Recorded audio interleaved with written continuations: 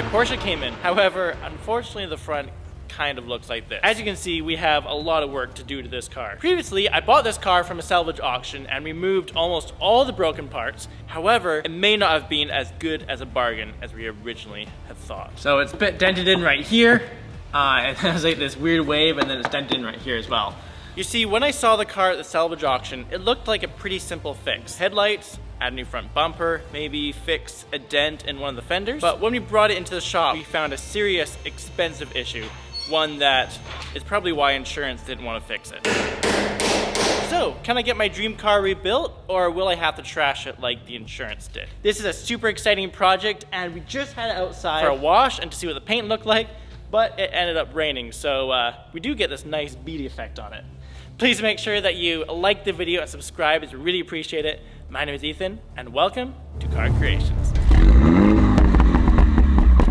So after I bought the car, I started to get a little bit curious about who the old owner was. So I went into the car and took a look in the glove compartment. So if we just open it up in here, and in the glove compartment we found information from the old owner. First of all, we found this disc. So free music. Then we got the old owner's information right here. And I won't show you because it's a ton of sensitive information on here. The owner's name was Lee. It looks like he bought it from Carvana. So then I went looking on the listing. Now, when a car gets in an accident, it's the insurance company that ends up selling it. And I looked closely at the listing, and on the listing it said Turo that was selling it.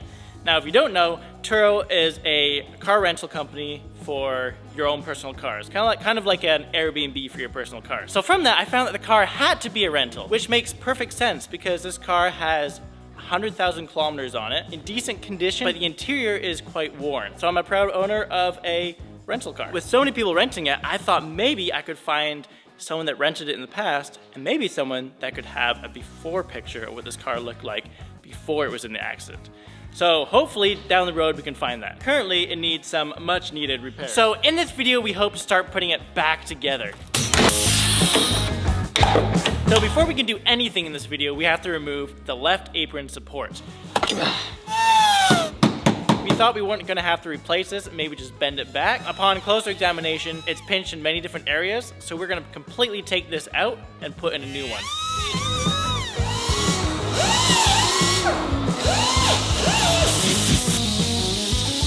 So I went into the Porsche work manual, and they had a heat gun in there for working on panels. So we're like, oh, let's do it the proper way and heat up the glue. So after we drilled out the rivets, we put the heat on the glue and the panel's pulling right off. This process is pretty straightforward. We just have to take off the caulk that fills the gaps, then we drill out the rivets, and soon we decided that we just cut it in half and tear it right out.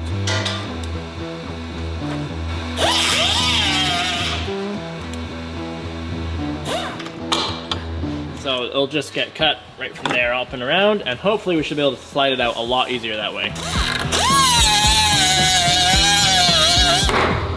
Yay! So the reason why this is so hard is because it's sandwiched between two good panels right here and right here. We don't want to mess up either one of them. Boom! Woo! Easy. I feel like that was almost harder than this top thing. Now that we have it out, we can just go in and put in the new one. Pretty straightforward, just bought it off of eBay. All we have to do is get the same bonding agent that Porsche uses, put it on the seams, get the rivets. We bought this handy dandy riveting gun, and that made it super simple just to pop these rivets in. So we went all around the outside and we got rid of any glue that we found. All gone, all the way along there. All right, so I was just editing the video, and unfortunately the time lapse that I got of pulling the front tub out wasn't there. So I must have not hit record.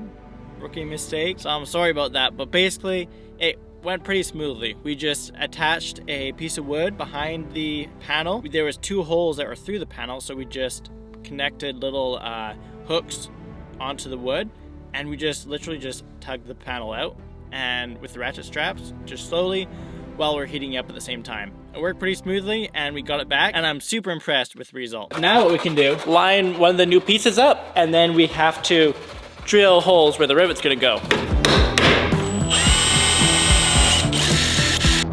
So we have two types of rivets that we're gonna use. The ones are a little bit longer, and they're gonna go down here because it has to go through two pieces of metal on each side. And then there's ones that are a little bit shorter, and they're gonna go up here. So first things first, we heated up the metal just a little bit because it's a little bit cold outside. Once we start using it, the clock starts ticking. Glue on here, it's about 3 millimeters depth.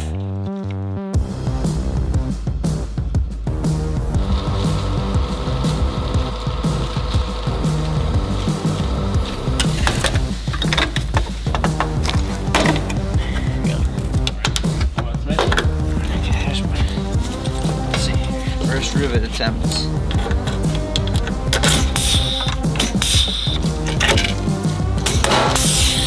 And with that done, we have the left apron support all in, and we're ready to install the top deck lid, which basically just goes on the top of the front in front of the Porsche. And we have some clamps to clamp it down, and we were able to follow where the old one was because we left the glue there, so it should fit perfectly there. And then what we did is take the old top panel, and we found where the holes are, and we've done little taps into the metal here.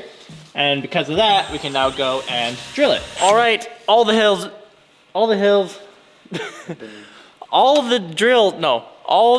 holes have been drilled. Sorry, it's late at night. So now we have to decide if we're going to glue all this and rivet it right now. So that is the next step. We have to take this off, clean it, and then we get the epoxy and glue it all up. So the process for this is also really simple. Just like before, we have to drill holes through it all for the rivets. We take it off, we put the glue on, and then we fasten it down with a couple clamps, and then we rivet it all down.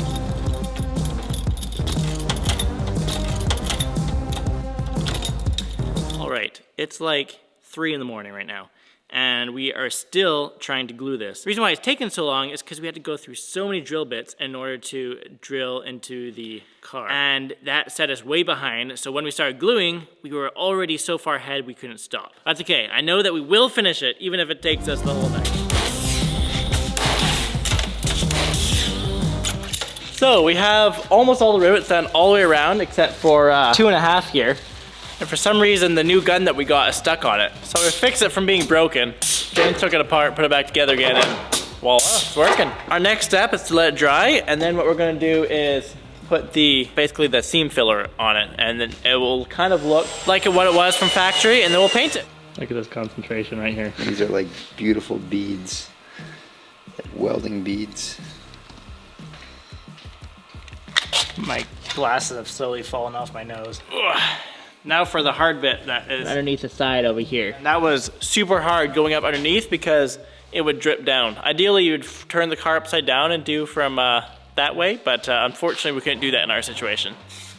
All right, so the first step with painting is to prime it. We got some primer, and we're just going to prime every bit of metal that we replace, as well as the stuff around it. So it should all be ready for painting. And then when the primer is done, we can go ahead and paint with the Guards Red paint, and then we can add 2 coats of clear coat. So how did I practice painting? Because yes, it's gonna be underneath, you won't see it, but I still wanna do a good job. Well, let me show you. I never thought I'd be showing a Frisbee golf basket on the channel, but basically I restored this, and then I painted it with the 3-step process that I'm gonna use on the Porsche. So we primed it, 2 coats of Guard Red paint, and then we clear coated it with 2 coats of clear coat. And as you can see, it looks pretty good. So with that, I'm pretty confident we can go ahead and try it on the Porsche.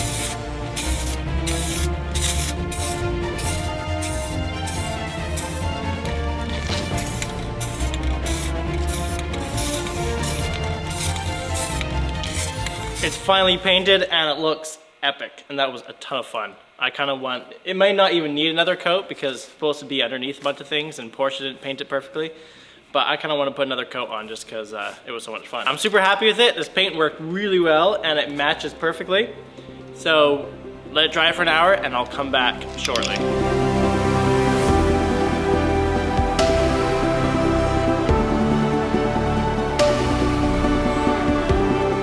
So with 2 coats of paint, I'd say it looks pretty near perfect.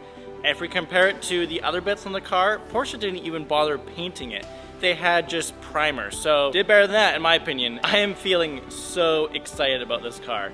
With the left apron support installed, with the top deck installed, with the tub completely bent back to where it was originally, and then on top of that, everything painted, this car is beginning to look a lot less like a salvage car and a lot more like the beautiful Porsche that it is. Huge improvement. I could not be more happy. So the only thing left is to find a good bumper, some good fenders, and get those installed. And the issue that I see is, will they even fit the car after the work that we performed on it? But in order to find out, we'll have to wait till the next one. We hope you enjoyed. Please make sure, once again, that you like and subscribe. Let us know in the comments what you thought about the video and any tips or tricks that you might have for us.